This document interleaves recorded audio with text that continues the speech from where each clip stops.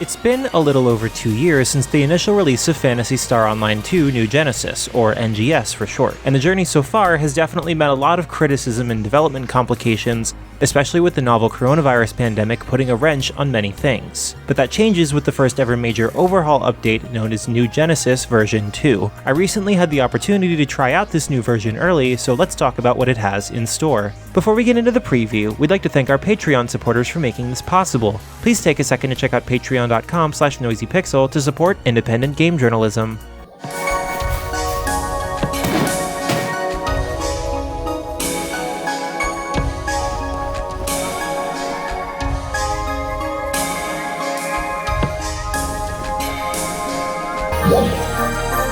The star of the show, or I suppose I should say space, of this update is the titular creative space. Unlike the personal quarters from the original PSO2, which are for the most part situated indoors, a creative space is quite literally a blank field slate that you can decorate however you want, which you access from any Ryuker devices on the field. To unlock creative spaces, you must also have completed Chapter 1 of the main story, or at least enough to reach Aiello City. You also do not need any sort of access ticket or an active premium pass, though the latter will give you special benefits. Through the creative space interface, you can place down build parts. There's a bit of a learning curve here, as the sheer amount of UI prompts and buttons at your disposal may be a bit too much at first, and I found that because placing parts is dependent on your camera, it can be a bit hard to really nail structures sometimes. Furthermore, there's also a load limit, but after doing some extremely scientific testing, I can confirm that it takes some effort to cap out that limit.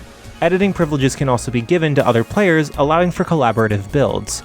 The sheer amount of customization means that all sorts of crazy structures can be created provided you have the time and patience to get everything just right. The next feature is the Connect system, which allows you to set interactions with the various build parts, such as switches, doors, and other animated apparatus. This system is definitely complicated to understand at first and will take a long time to even grasp, because even while messing around with it, I couldn't get it to work 100% of the time. Still, I blame this on myself and my lack of skill. To obtain build parts, star gems, as well as a brand new currency called Genesis points are utilized. By exchanging either of these, you can obtain new types of furniture and tile structures that you can use to build. Like star gems, Genesis points are obtained from limited time tasks, and you can also get a rather generous amount from Arky, the creative space NPC, if you can complete her tutorial. There's also a tree called the GP tree, which will give you points once every day. But if you're not interested in the creative space, there are still plenty of quality of life improvements coming in version 2. The first is that, up until now, PC players always had to download both NGS and the base PSO2 data, which takes a colossal amount of storage space. However, you can now choose to only install NGS's data,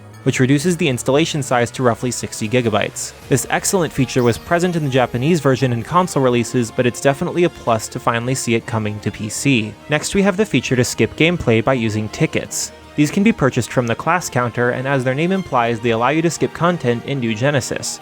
There are 3 types of them. The first will allow you to upgrade any class to level 70 instantly, and you'll also earn class-appropriate equipment alongside it. The second is the Trainia ticket, which will flip the completion status of all the cocoons and training towers to completed, granting you the necessary skill points to upgrade your class. And finally, the third one will skip available story content, letting you explore all the regions as soon as possible. All of these tickets require Arcs Cash, which is only obtained through in-game purchases, and while I can think of a few use cases for them, I would recommend against doing such for those new to the game. The next feature was that you can now apply cell shading to your player avatar. This can be customized via the salon, and you can adjust the outline emphasis as well as the shadow density.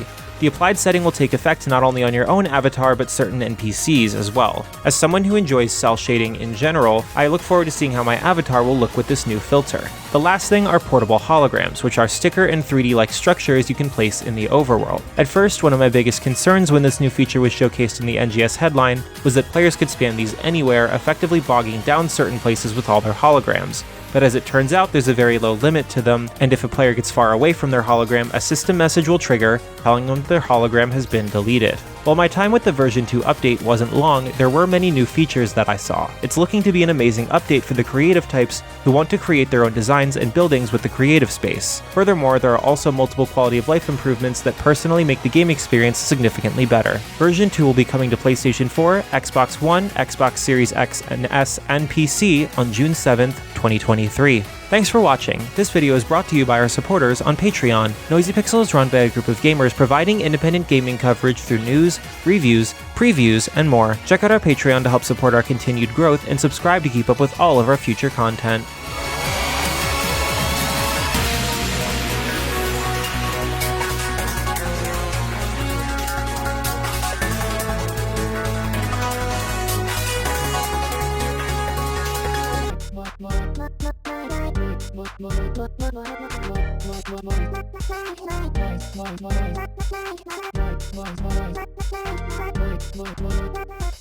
Noisy Pixel.